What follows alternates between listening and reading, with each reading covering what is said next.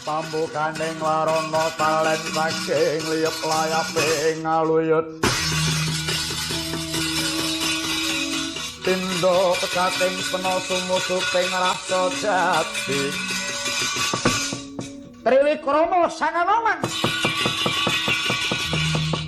kaya ginugah ngeduk nalika jaman alam alengka nalika semanten mata aji pameling nglumpukake angin sak jagat sausnya mulek dadi lesus pinatah ing sanganonan anggayuh dateng panengah Pandhawa Dhyana Arjuna tan kesamaran konangane 12 saking pertapan anggayuh patiti sing tanggung mati dateng Raden Purmadyanjra kang tanpa sangsan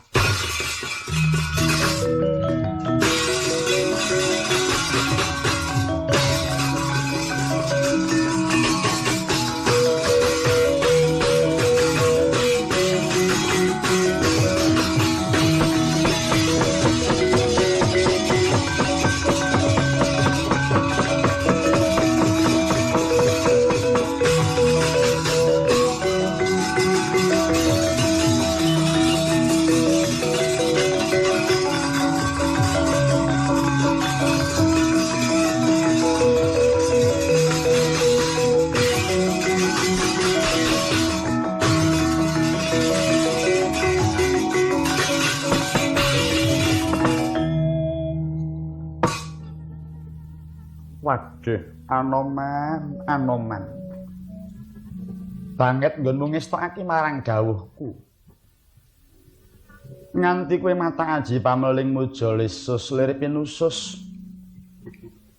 Kok kongkon geblas goleki sing tak upadi. Temonjo banget makarti Anoman ketitik kang tak karepake wis temeka ana kene. Anoman. Weh, lah kok sirahe banjur dibeti-beti kacu kaya ngono. Anoman. Nun wonten dawuh.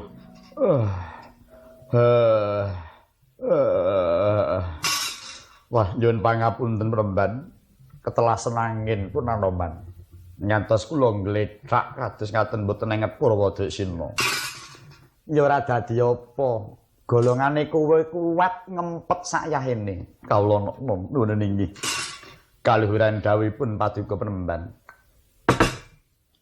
mengko to Raden padha winantu karaharjan sak rawuhing Raden kula nuwun inggih dhateng kapundi paring permbagi Paduka Sangayogi kula ngaturaken pangabekti mugi kunjuk ya Raden wis tak tampa banget penerimaku menika pertapan pundi iki pertapan Kutha Runggu kang mapan ana pucuking gunung ya gunung Kutha Runggu peparatku Begawan Kesawa Sidi kula satriya Madukara pun Harjuna iya aku wis sumurup marang Paduka Raden pangraos kula kados nyupena mboten mangertos menawi kula dumugi ngriki duk nalika semanten kula menika semedi wonten ing tengahing wana Dedaka. Mapan wonten madyaning Balumbang ingkang wonten Sela Gilang. Raden Arjuna kula wonten dawuh. Aku kang nyuwunake pangapura marang siswaku Hawit Raden Janaka anggone rawuh ana kene semu kedadak. Kuwi ya sabab sangka kalapakati ning siswaku. Mbok menawa Raden wis tepung marang kang ana wuri iku. Iki Kakang Anoman, inggih kula Raden, pangabekti kula. Ya wis ndak tampa. Nyuwun pangapunten Raden. Ingkang mendhet paduka saking madyaning wana kala wau kula Raden kanthi kengkenan hangin ingkang kula utus. Iya Kakang Anoman. Ora dadi baya pengapa lan mengku karep apa dene aku piniji munggah menyang Kutha Runggu.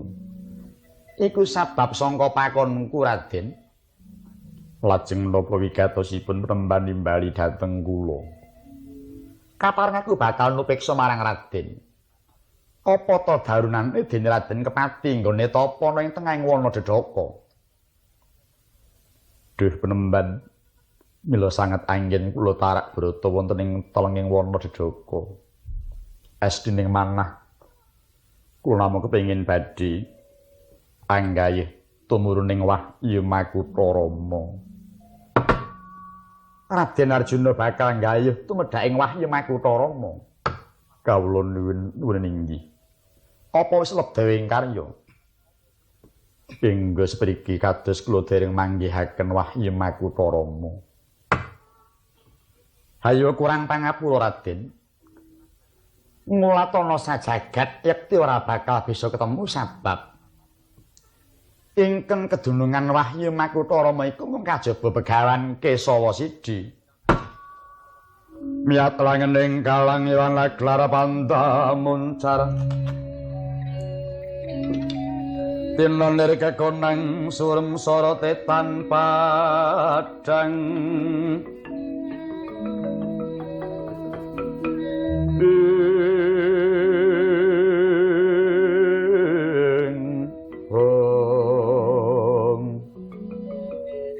Kasur lan pajaring purnaming gegono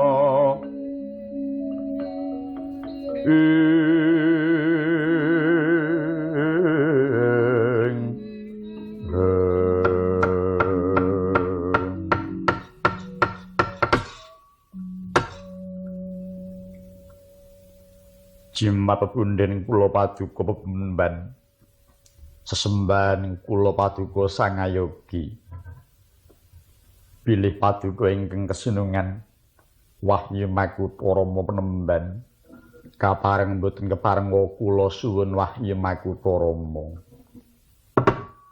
Raden Arjuna ora bakal aku nukarta apa kang dadi pamintaning Raden Janaka. Wecaning jagat ya mung pancen Raden Janaka ingkang kawawa nampa marang lumaraping Wahyu Makutha Rama. Nanging wuruhanana Raden, wahyu kang bakal ndak paringake iki mengko ora kaya dene panglumrahing wahyu. Wahyu Makutha Rama iku mujudake pepakem. Sinebut pepakem Makutha Rama, apa to sababe disebut pepakem Makutha Rama? Jroning pepakem iku mau angemot sekabehing piwulanging Sang Rama Legawa. Piwulang mungguh dedasaring wong kang dadi ratu. Nalika semono kan sepisan diwulangake marang kadangi mudha kang kekasih Raden Barata. Duk nalikane winakil-nakil jumeneng ratu ning kraton Ayodya. Kaping pindho sabubaring brubuh ngalengka Raden Gunawan Wibisana winisuda dadi ratu ning kraton Ngalengka. Ing kono uga winulang pepakem Makutha Rama. Tanpa beda kaya duk nalika jaman Raden Rama paring piwulang marang Sang Barata. Wondene Raden, isining pepakem Makutha Rama iku ngemot piwulang 8 bab sinebut Astabrata. Asta iku 8, brata iku laku. Laku 8 kang wajib tinindakake dening pangarasaning praja. Raden, mara tumuli wigatekna. Aku tumuli bakal nirakake piwulanging salaregi Prabu Rama tumrap isining Astabrata.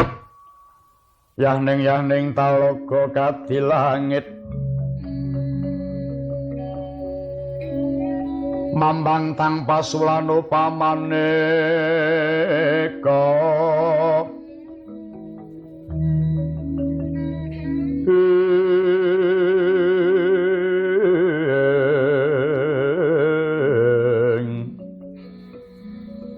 Wintang tuliwa kusumaya sumawur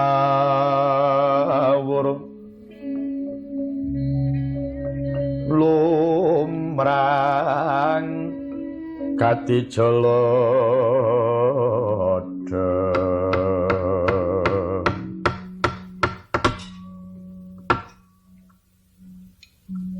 Duh penemban Prayogi enggal kadhawuhna kula sampun samapta ing gati sawiga ing diri nampi dhateng piwucal saking paduka Sang Penemban.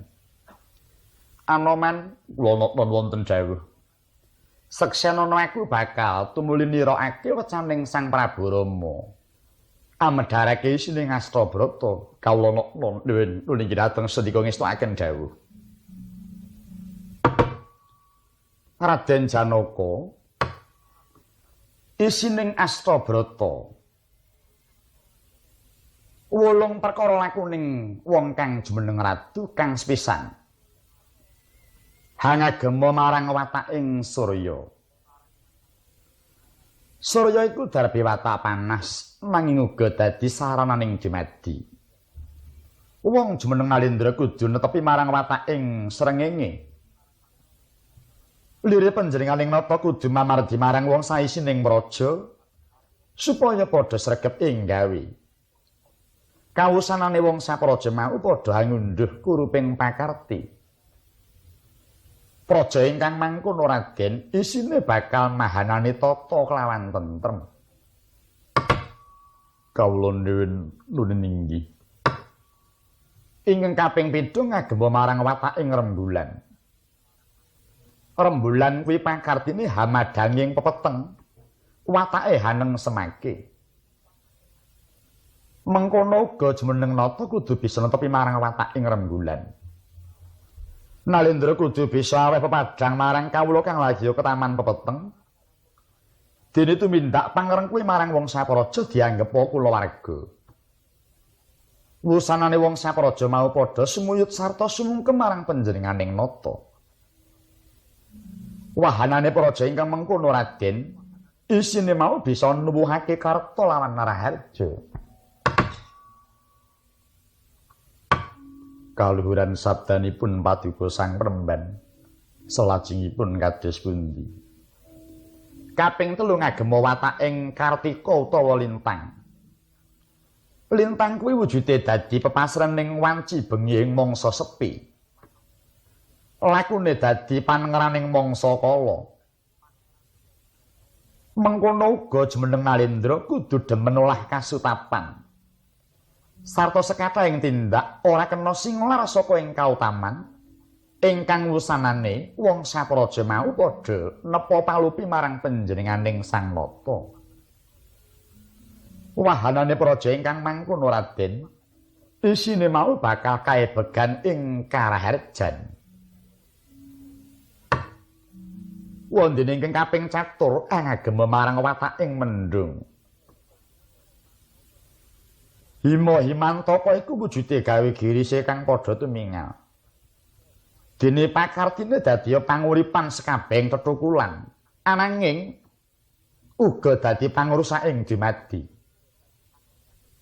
Mengkono uga jumeneng nata kudu netepi marang wataking mendung. Yen pinuju ngasta bebenering praja kudu nandhakake singit-wingit. Ya mung tumibaning pangendika tansah hangegungna marang para marta. Nanging yen wis nibake bebener hayu nganti ambau kapine. Ora kena ana wong kulawarga kulit lawan daging. Kang wusanane bakal bisa nuwuhake pangati-ati ning para wadya lan para kawula sakpraja. Raden praja ingkang mengkono iku mau isine kena den arani luhur. Kawula nuwun inggih. Ingkang kaping 5 ngagem marang wataking angin Raden. Angin iku pakartine nyrambahi sekabeh ingkang gumelar. Nadyan to papan ingkang ndelik kang sarta rungsit. Nanging kabeh padha kawaratan dening angin. Jumeneng nata kudu titi marang saliring paniti priksa.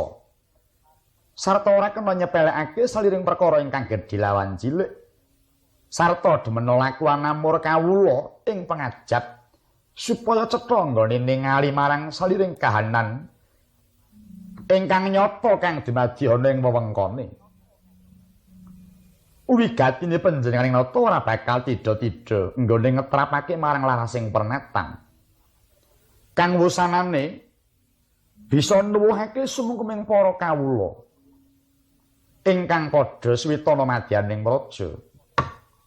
Raden Janaka, praja ingkang mangkono iku mau isine wong-wonge ora bakal kagewir saka pamikating liyan satemah kena dinarani negara ingkang jejeg santosa adegi.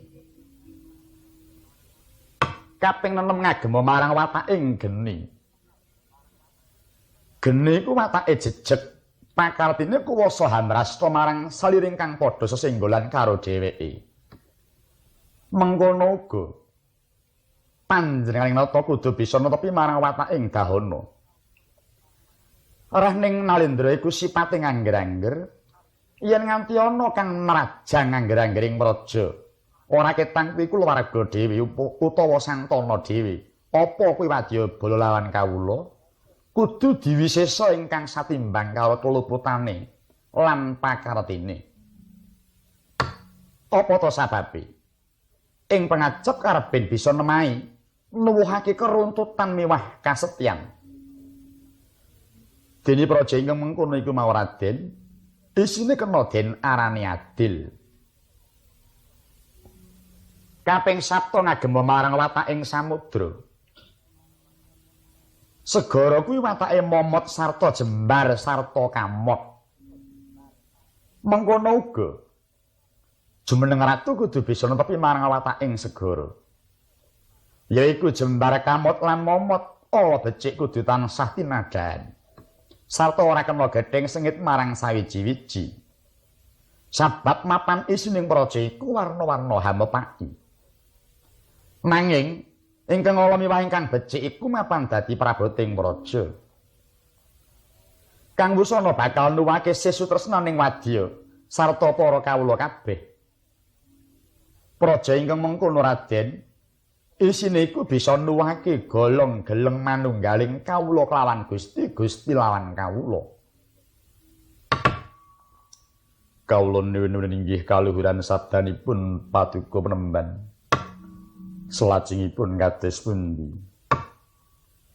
Ingkang wekasan geneping Astabrata, Raden lamun dadi pangarsaning praja demena ngagem wataking bumi. Saning praja demena ngagem wataking bumi. Bantala kuwi watake sentosa sarta suci.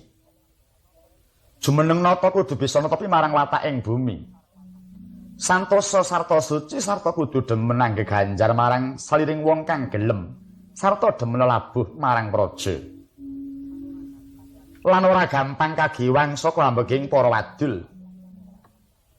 Satemah wong sapraja padha hamarsudi marang kasusilan. Praja ingkang mangkono isine iku bakal bisa nuwuhake kuncara Raden. Lang-langing driya mangu-mangu.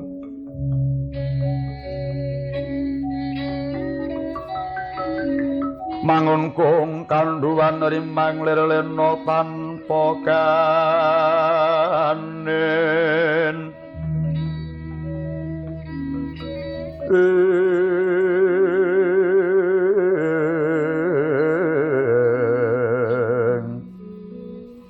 Yen tulusa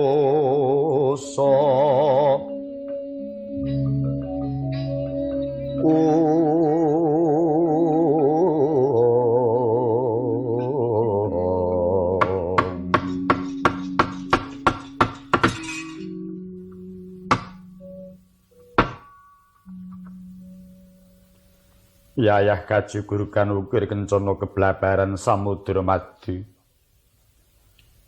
Bingah kaworan marmanah kula dipi kula sampun nampi sedaya sabdanipun Penemban. Apa Raden wis bisa nampa kang dadi dawuhku?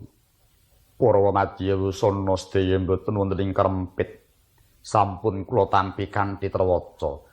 Tetepi Raden kang wis kawasa nampa mudhuning Wahyu Makutha Rama.